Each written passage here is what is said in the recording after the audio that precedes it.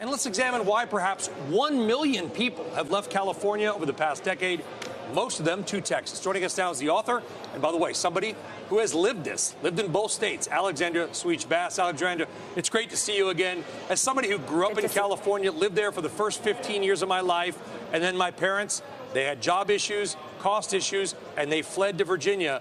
This story resonated with me. What was the most surprising thing from your article? For me, it was how even liberals out there say California is creating a new type of feudalism.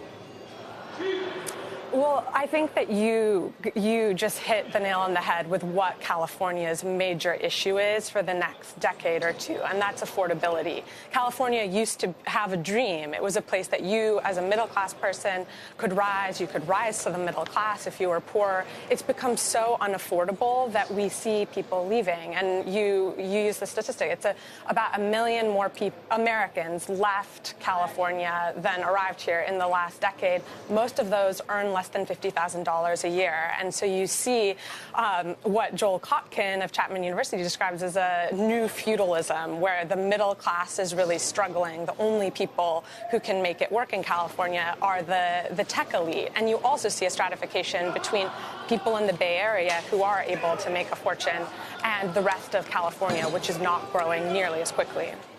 Yeah, I like Kotkin's quote. I'm going to read it here so I get it right. From the perspective of a young, upwardly mobile family, California is nearly impossible unless you have rich parents, rob a bank, or get money from your firm going public. I mean, there's people, Alexandra, you probably met them, I've met them, who literally live 100 miles away each way from where they work because they can't even afford to live in the same county as their company.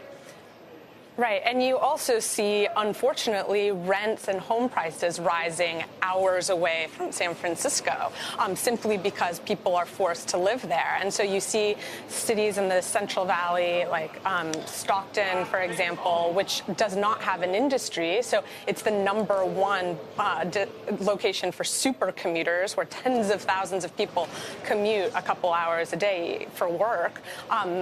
They're forced to go into San Francisco, but they're also seeing home prices rise even there.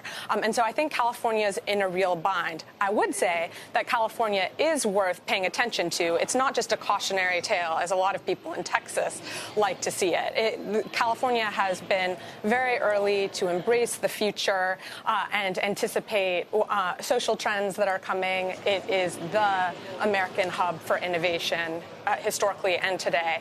But there are issues that it has to address, and affordability is the #1 issue.